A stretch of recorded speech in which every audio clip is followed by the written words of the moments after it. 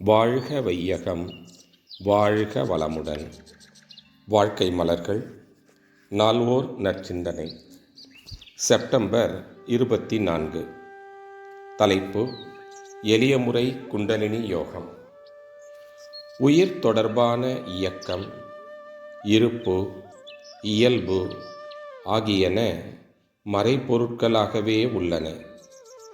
அவைகளை பற்றிய முறையான விளக்கமும் தெளிவும் ஒருவரிடம் அமைந்தால்தான் அவரால் பொறுப்புள்ள மனிதராக வாழ முடியும்.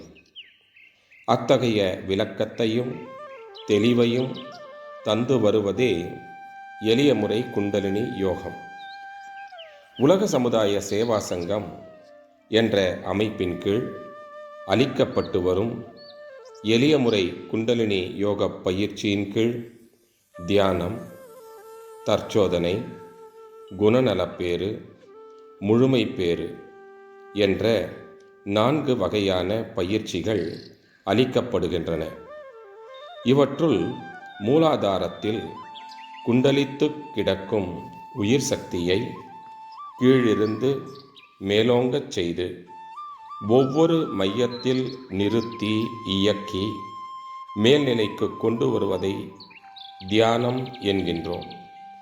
இதனை செய்ய பழங்காலத்தில் பல ஆண்டு பயிற்சியும் குருவினிடம் ஒடுக்கமும் இன்றியமையாதன என்றனர். இதனை கடுமையான முறையாக்கி காட்டினர்.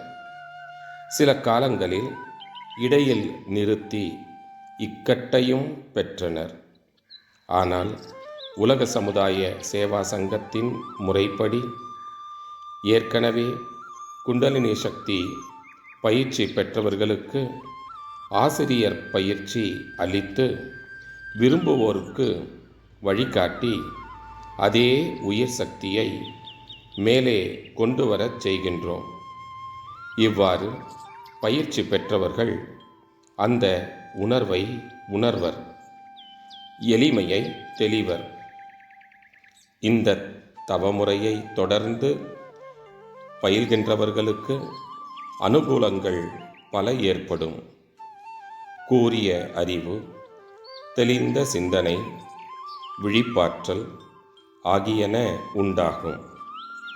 மன அமைதி நிலவும்.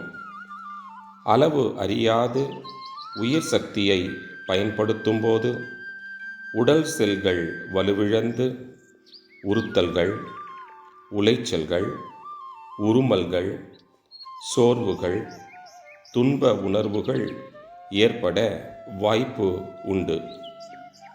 எல்லை மீறும்போது நோய்களும் வருகின்றன. இன்னும் எல்லை மீறும்போது மரணமே ஏற்பட்டு விடுகின்றது.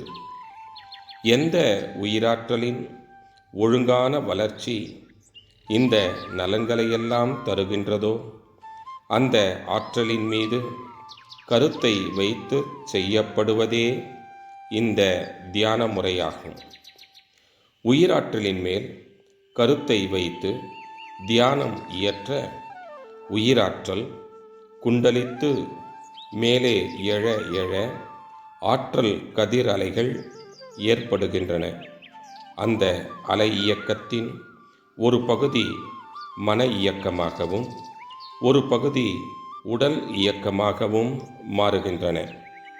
இந்த இரண்டையும் பயன்படுத்தும் வன்மையதே குண்டலினி யோகமாகும். அருட்தந்தை. வாழ்க வளமுடன். தொடரும்.